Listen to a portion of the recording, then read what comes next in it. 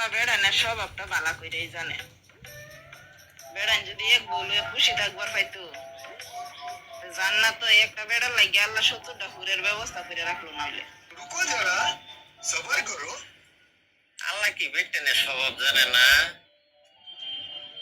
এক বউয়ের ভরসা যদি জিন্দগি কাটান যাইতো, তে তো আল্লাহ 4টা হইরে বিয়া করবার অনুমতি দিল নইলে।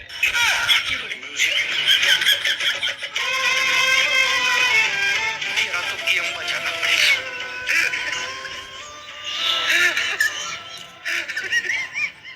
কি দেরান্ডা